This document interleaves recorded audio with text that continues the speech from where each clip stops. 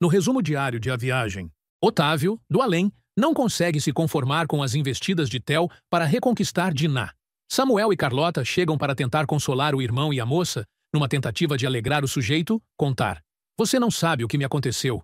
Depois de quase matar uma pessoa de susto, eu acabei sendo paquerado. Pode uma coisa dessa? Foi a minha primeira missão. Tava cheio de gente, e tinha um senhor de idade assim, e eu estava só sentada num canto olhando. De repente, ele virou, olhou para minha cara e falou assim: assombração, assombração. Eu não queria assustar ninguém. Por acaso eu tenho jeito de assombração? Otávio, então, comenta que para ele, a moça é só alegria, como um raio de sol. Carlota decide continuar sua história e conta. Bom, eu continuei lá tentando ajudar no que era possível, né? Quando eu ouvi assim um psiu, eu olhei. Era um rapaz que perguntou se eu estava vendo ele. Aí eu respondi que sim. Ele me encheu de elogios. Pronto, disse que eu era linda e ainda me convidou para passear. Pode uma coisa dessas? Eu não sabia o que fazer. E aí o Samuel me salvou. O rapaz, então, conta que o tal moço estava muito assustado e nervoso e não tinha compreendido que tinha deixado a terra e coisa e tal, mas Otávio não consegue prestar atenção no que os dois estão contando. Enquanto isso, Guiomar, entusiasmada com seu novo investimento, termina de arrumar Antônio, colocando um novo chapéu no rapaz, e exclama: Andressa, olha que beleza! Eu quero que a minha competição seja a melhor do Brasil. Olha, Antônio, quero tudo prontinho até quinta ou sexta-feira. Andressa dá razão à mãe e diz que, se vão mesmo fazer aquilo, precisa ser bem feito e fazer bonito. E Antônio, cheio da confiança, garante que tudo vai ser um sucesso. O rapaz ainda pede à patroa para fazer uma homenagem a seu pai, pois ele foi o responsável pela carreira de peão do Moco. Raul chega em casa justamente quando Guiomar resolve levantar um brinde à Ventania, um dos peões mais famosos da região e pai de Antônio, enquanto o espírito maligno de Alexandre se diverte com o rolo que aprontou. De mala na mão, Raul quer saber o que está acontecendo na sua casa. Guiomar aparece apenas com 3 cálices e diz ao genro que estão brindando a futura rainha do garoto e a primeira maratona de esporte rural. Para completar, a fazendeira ainda diz: tenho certeza de que o Zico, onde quer que ele esteja, está apoiando a gente. Andressa, teu marido não entende essas coisas. Explica para ele com detalhes. E Alexandre, que está manipulando as energias do local, se diverte ainda mais com a forte influência que tem sobre a mulher. Raul, indignado, diz à sogra que não quer saber de explicações, pois não está interessado em aprender nada sobre o assunto. Guiomar aproveita a deixa e diz: ah, mas que pena. Se você estivesse interessado, podia até competir com o Antônio. Raul começa a perder a calma e diz que não precisa competir com ninguém. Vendo que o caldo vai entornar, Andressa se mete na conversa e pede calma ao marido, alegando que sua mãe estava só brincando. Porém, ela acaba ignorando o marido e pergunta a Antônio onde será o rodeio. Os 3 se sentam para combinar os últimos detalhes da competição, deixando Raul sozinho, chupando o dedo, no meio da sala. Chateado, o corretor de imóveis vai para o quarto e começa a chamar a esposa, que diz que já vai falar com ele, mas pede para o cara esperar um pouquinho, enquanto continua conversando com a mãe e com Antônio sobre o evento, deixando Alexandre feliz da vida. Nesse meio tempo, Otávio revela a Samuel que gostaria de trabalhar e ajudar em alguma coisa. O irmão de Luz então explica que ele pode fazer o que quiser. O advogado tenta ser mais específico e diz que gostaria muito de ajudar Samuel, que fica agradecido pela intenção do sujeito, mas explica: olha, aqui nós temos que tomar muito cuidado para que as lembranças do passado não se tornem um sofrimento e um empecilho para o seu desenvolvimento espiritual. Carlota entra no assunto e diz a Otávio que ele pode fazer alguma coisa de útil se quiser. E comenta que Samuel, por exemplo, está ajudando um grupo de dependentes químicos e completa: é um trabalho muito importante, mas nada melhor do que ensinar as crianças. As minhas crianças, que adoram dançar. E sai saltitando pelo lugar, convidando todo mundo para curtir a vibe com ela. Enquanto isso, Andressa se entretém com os preparativos para a tal competição rural que a mãe inventou, e se esquece completamente do marido, que estava esperando por ela no quarto. Alexandre, disposto a implodir de vez o casamento de Raul, acompanha de perto a situação. Guiomar avisa que pretende contratar a imprensa local, porque, como rainha do gado, sua filha tem que aparecer nas primeiras páginas dos jornais. Antônio dá razão à fazendeira, dizendo que isso é importante para o sucesso do investimento. Preocupada, a moça diz que a mãe está gastando demais, mas Guiomar não quer saber e responde: como dizia teu pai, tudo o que a gente tem e tudo o que a gente realizou até agora pertence a você. Só quero a sua felicidade, filho. Por você, eu faço qualquer coisa. Pago qualquer preço. Raul grita mais uma vez pela esposa, e ela decide ver o que ele quer, mas avisa para a mãe e Antônio não se moverem do sofá, pois quer falar com eles depois de atender Raul. No quarto, Andressa pergunta o que o marido quer e ele responde: eu estou precisando de você. A mulher fica chateada e diz que não cabe uma ceninha de ciúmes naquele momento, pois a mãe está investindo em um negócio que pode se tornar um rio de dinheiro. Só que o cara não quer aceitar e lembra que a esposa nunca gostou das coisas da fazenda. Mas ela argumenta e diz: o Antônio entende tudo de gado e eu tenho certeza de que ele vai me transformar numa criadora de projeção internacional.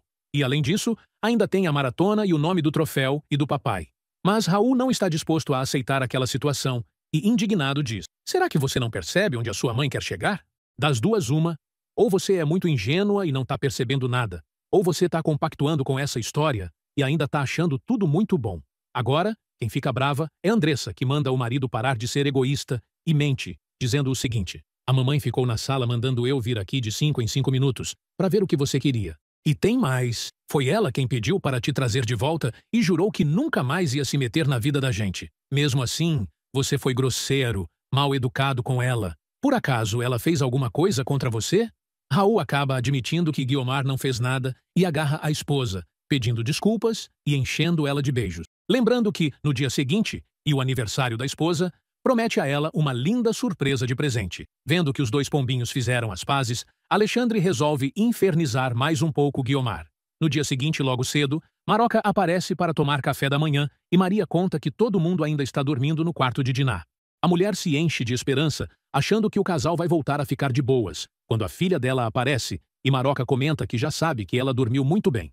Diná avisa a mãe para tirar as minhocas da cabeça e afirma que não aconteceu nada entre ela e Theo, explicando que só deixou o rapaz dormir no seu quarto, porque ele estava com medo e com insônia. Diná resolve comentar com a mãe que acha que Estela está com problemas e está escondendo alguma coisa, pois sente que a irmã está desesperada. Nesse meio tempo, Estela vai conversar com o delegado e conta a ela que a polícia invadiu o chalé de Ismael em Itatiaia, mas estava vazio e não encontraram ninguém e comenta: a única coisa que podia indicar a presença de alguém lá foi que nos encontramos umas latas de comida no lixo, mas isso não quer dizer nada, pois podiam ter sido deixadas pelo vigia. Estela então pergunta sobre a tal mulher que foi vista saindo da casa. Porém, o delegado diz que aquilo foi apenas um telefonema anônimo e acabou não dando em nada. O delegado pede ainda à mulher que tenha calma, pois estão tomando todas as providências e completa. A fuga de adolescentes é muito comum, mas acredite, no fim, acabam voltando para casa. E na chácara, Alberto pede a Tato que conte a ele, com detalhes,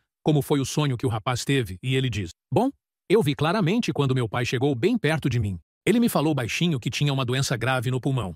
Isso é verdade? O médico, então, explica. O seu pai sofria de uma doença chamada carcinoma broncogênico de pulmão bilateral, doença que, infelizmente, ainda não tem cura. Mas aí, a misericórdia divina atuou e ele morreu sem sofrimento. Ele teve uma morte rápida e ele morreu como queria, com dignidade. Porque ele e vocês iriam sofrer muito o agravamento da doença. Tato, emocionado, diz: agora eu entendo o resto do sonho. Ele sabia. Ele se preparou para morrer. Fez de tudo para não magoar a gente não sofrer. Ele não teve medo. Só eu que não saquei nada, né? Como é que eu fui tão idiota? Eu sou fraco. E começa a chorar feito um bebezinho no colo de Glória. Alberto pede para o afilhado não falar daquela maneira e lembra que Otávio sempre deu muita força ao rapaz e afirma que tem certeza de que, de onde quer que ele esteja, continua sempre ajudando o filho. Alguns momentos depois, Dudu aparece em casa acompanhado pelo filho de Okida e apresenta o garoto ao tio e à governanta. Kazu aproveita para contar que vai viajar com a cunhada para o Paraná e levar o convite de casamento para os familiares, e por isso o sobrinho vai ficar na chácara com o pai jardineiro. Alberto comenta com Glória que eles dois sabem que o que Tato teve não foi só um sonho e que seu amigo esteve ali para ajudar o rapaz. Mas, apesar da saudade de Otávio, agora eles sabem que o cara está bem. E, enquanto Estela vai à casa de Adonai para pedir a Tibério o carro emprestado, Diná visita a Aconchego, com Queiroz, que comenta que Tato está completamente perdido e a impressão que ele tem quando fala com o rapaz, e que está falando com duas pessoas diferentes. Minutos mais tarde, Diná chega à casa de Lisa, procurando por Estela, e dizendo que a casa está toda fechada, mas a cabeleireira diz que não sabe de nada. A mulher tenta falar sobre Theo, mas a moça diz que não quer falar sobre o assunto, mas sabe que ele voltou para a mulher e para a filha. Diná então faz questão de deixar claro que não quer nada com o ex, pois continua amando o falecido, mas não podia deixar de ajudar o arquiteto naquele momento tão difícil, pois ele estava precisando de um lugar para ficar onde se sentisse seguro. Carmen aparece com o cafezinho e, se metendo na conversa, diz que as coisas que estavam acontecendo com o rapaz eram por causa de um espírito vingativo que estava encostado nele. Dinah fica surpresa com o que a sócia está dizendo, e Lisa explica que a amiga acredita em espiritismo. Incomodada com a situação, Lisa encerra a conversa, avisando que não quer mais falar no assunto. Mas Dinah insiste, dizendo que seu ex-marido ainda ama a cabeleireira, só que ela não quer saber, e conta que tudo o que havia entre os dois se acabou, dizendo: "Eu não quero mais saber. Eu decidi que eu vou cuidar da minha vida, e vou ficar sozinha mesmo. E vou ser feliz assim, sem depender de ninguém. É isso." E sem se conformar com a explicação do delegado, Stella decide ir até a casa de Ismael em Itatiaia, para verificar o lugar. Sem fazer qualquer barulho, a mulher vai em todos os cômodos da casa, mesmo no escuro, sem encontrar ninguém. Enquanto isso, no porão, Regina diz a Ismael que precisa dar uma saída, pois não está aguentando mais ficar presa ali. Ismael reclama, mas concorda e ainda dá dinheiro para a moça, mandando ela trazer bebida, pois o que tinha ali já acabou. Porém, antes de deixar a comparsa sair, o pilantra recomenda: "Cuidado com quem você fala." De repente, a mulher volta correndo e conta ao comparsa que Stella está no andar de cima. Furiosa, Regina quer saber o que aquela idiota está fazendo no andar de cima. Mas, como Ismael diz que não fazer a mínima ideia, a mulher sugere que Stella deva estar procurando por Bia. Ismael então responde: "Não, isso é impossível. A menina tem cabeça. Ela não ia desaparecer assim." Regina então lembra que a garota descobriu que o pai não é o herói que ela pensava que era, e deve ter pirado de vez. Ismael, então, decide subir e encontrar com Stella, pois quer saber o que aconteceu com sua filha. No andar de cima, Stella não se conforma em não ter encontrado ninguém na casa. Mas, de repente, ela percebe que Ismael está ali e resolve encarar o sujeito de frente. Ismael decide raptar Stella e coloca a mulher amarrada em cima da mesa de bilhar do porão da casa, enquanto mete todas para dentro. Stella implora pela sua liberdade, mas o cara, furioso, atira uma garrafa vazia na parede e, pegando Regina pela nuca com violência, manda a comparsa sair para comprar mais bebida. O cara, então, se entra confortavelmente na frente da ex-mulher e diz a ela que agora a conversinha é entre os dois. Stella tenta argumentar e diz: "Me solta, vai. Ismael, eu conheço você. Você não é tão cruel assim. Tem que ter sobrado alguma coisa boa dentro de você, Ismael. Meu Deus do céu. Você não percebe. Eu só estou atrás da Beatriz. Só isso. Me solta. Eu preciso descobrir onde ela está. Me solta, Ismael, por favor." Mas o bandido, dando voltinhas e voltinhas no banquinho giratório onde está sentado, responde: "Você deve estar me achando um idiota, né? Eu te solto e você sai correndo para uma delegacia." Stella, cada vez mais apavorada, jura que jamais faria uma coisa daquelas e coisa e tal, mas não consegue convencer o pilantra que perde a paciência e, agarrando a mulher com violência, diz: "Acreditar em você? Eu sempre te amei, Stella. Eu fui muito burro por confiar em você. Eu pensava que você me amasse também. Mas é tudo mentira, não era? Você nunca me amou de verdade." Stella reage e começa a gritar dizendo: "Você matou o meu amor por você. Só você. Com as suas loucuras, olha o que você está fazendo comigo. Com as outras mulheres, você esqueceu?" O cara pira e quer saber de que mulheres Stella está falando, alegando que não se lembra de nenhuma, e ainda pergunta na maior cara de pau se a ex não se lembra que ele sempre voltava para ela e berra ainda mais alto, com cara de deboche: "Eu te dava tudo, Stella, mas nada era suficiente para a minha grande princesa de olhos azuis." A mulher não se mixa e diz: "Ah, claro. Agora só falta você dizer que a culpa foi minha, não é, Ismael?" O sujeito retoma o argumento de sempre e afirma que tudo o que fez foi para agradá-la e para que ela tivesse orgulho dele. Furiosa, Stella responde: "Corta essa, Ismael. Ismael, não estou brincando, me tira daqui." E o bandido, atirando outra garrafa na parede e espatifando o espelho, além de estar para lá de Bagdá, argumenta: "Esse seu tipo altivo é que me enlouquece. Sempre me enlouqueceu. Você, a sua família, todo mundo, sempre me olhando de cima como se eu fosse um verme. Você principalmente, sempre bancando a superior, a generosa, a forte. Nada do que eu fazia te deixava feliz, não é? Se eu te dava muito, você dizia: 'Mas onde é que surgiu isso tudo? Que exagero, que absurdo!' Se eu te dava pouco, você também iria reclamava." E agarrando novamente a ex com violência, o sujeito pergunta por quê e para que ela se casou com ele. Apavorada, Stella mal consegue responder, mas diz que se casou com o sujeito porque o amava. Vendo que suas palavras começam a fazer efeito em Ismael, a mulher continua falando e chorando diz: "Eu te amava tanto. Eu te amava tanto, meu Deus. Você é o primeiro homem que... Meu Deus, isso foi há tanto tempo. Isso foi há tanto tempo, meu Deus. Isso é passado, você não vê, meu Deus?" Ismael, pensa um pouco. É hoje que interessa. Hoje, agora. Agora. Eu não sei onde a Bia está. Ela pode estar correndo perigo. Pronto, todo o esforço da mulher vai por água abaixo, pois o cara se irrita novamente e berra. Bia, Bia, Bia, Bia. É sempre a Bia. É sempre a Bia. Depois que ela nasceu, você não se importava mais comigo. Nada te interessava mais. Eu não era nada pra você, não é? Eu não significava nada pra você. Sempre a Bia. Sempre a Bia. Bia, Bia, Bia. Você lembra? Você lembra quando eu te propus ir embora pra longe e reconstruir a vida comigo? O que você falou? Hein? Você negou tudo, né? Não quis ir comigo. Em troca de quê? Aí eu percebi. Eu nunca signifiquei nada pra você, né? Estela tenta remendar a situação e aos prantos diz que não sabia que o ex-marido tinha tanta mágoa dela, e coisa e tal. Mas Ismael está disposto a colocar tudo pra fora e continua se lamentando, dizendo: Claro, claro, você sempre foi a vítima. A dona Estela, a santa Estela, ela nunca errou. Ela nunca erra. Ela nunca erra. Durante todo esse tempo, todas as mulheres que eu beijava, ficava imaginando que era você. Você foi sempre a mulher que eu sempre quis. É que eu não consigo esquecer, Estela.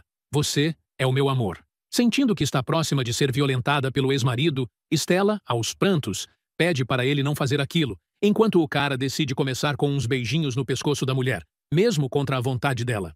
Ele acaba beijando Estela à força e à amordaça, para evitar que os gritos da ex chamem alguma atenção. Mas, vendo que ela está disposta a resistir, custe o que custar, Ismael tira o canivete do bolso e mostra para Estela que acaba ficando imóvel, de tanto pavor.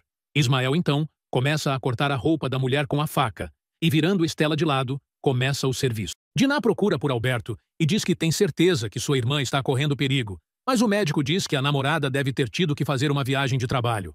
A mulher desmente o doutor, que resolve conferir se Estela ainda está na repartição. Mas como ninguém atende, ele se dá conta de que deve ter terminado o expediente e diz à cunhada que ligue para a irmã no outro dia de manhã.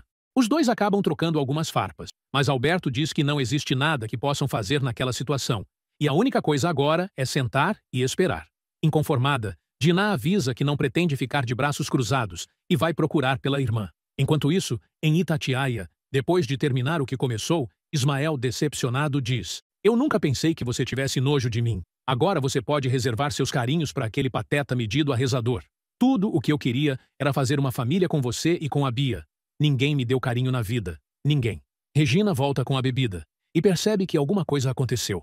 Depois de dar a garrafa de uísque para o comparsa, vai, pé ante pé, até Estela, que está imóvel, com um lenço tapando seu rosto. Regina verifica que a mulher está viva, mas sente o que Ismael acabou de fazer com a ex-mulher, que depois de encarar a colega de escritório, volta a chorar convulsivamente. No apartamento de Andressa, o pessoal do marketing tira fotos de Antônio com a moça, sob a batuta de Guiomar e, obviamente, Alexandre. Raul aparece querendo saber o que está acontecendo ali, e a sogra manda o cara colocar uma roupa para tirar uma foto com a esposa. O sujeito até tenta participar e pergunta se pode ser um terno, mas Andressa e a mãe começam a rir e dizem que tem que ser uma roupa de peão.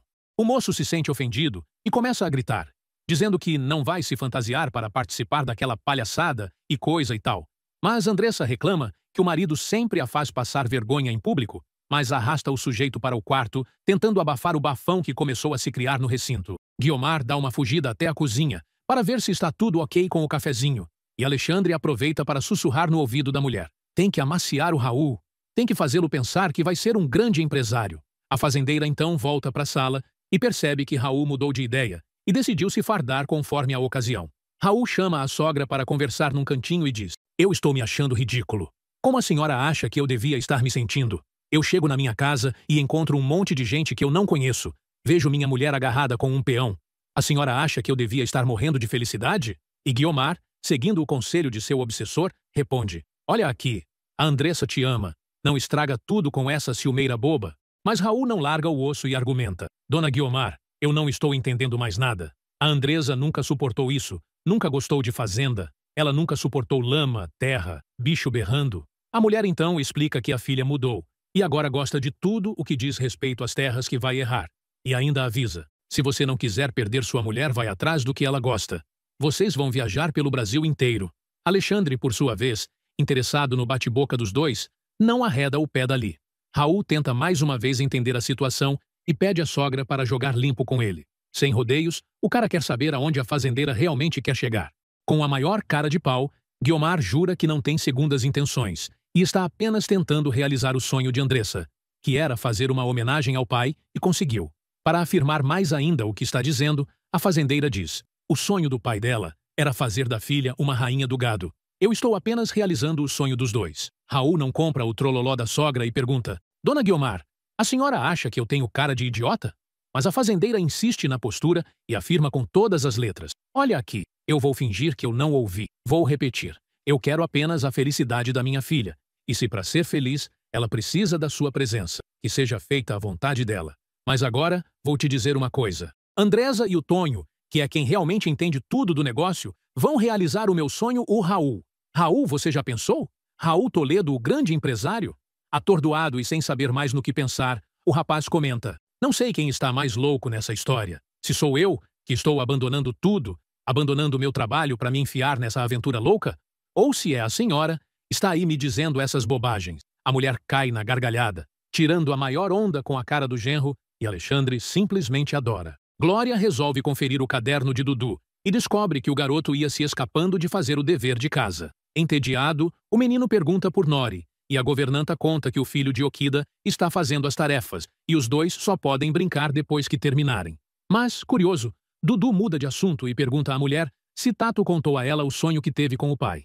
Glória diz que sim, e o menino comenta: Tato disse que meu pai contou a ele que estava muito doente, e o tio Alberto falou que era verdade. Então, quer dizer que ele ia morrer de qualquer jeito. A governanta tenta confortar Dudu e diz que é melhor não tocarem mais naquele assunto, mas garante que Otávio, de onde quer que esteja, está cuidando dele. Dolores leva o fixo para o menino, dizendo que é uma ligação para ele, e o garoto descobre que é Antônio, que está no Rio e prometeu visitá-lo. Nesse meio tempo, Guiomar convida todo mundo para jantar, mas Raul avisa que não vai. Antônio comenta que tem compromisso, pois prometeu visitar o filho caçula de Otávio. Andressa tenta achar um denominador comum e sugere que todo mundo vá até a casa do garoto e o leve para jantar fora. Mas Guiomar, esperta,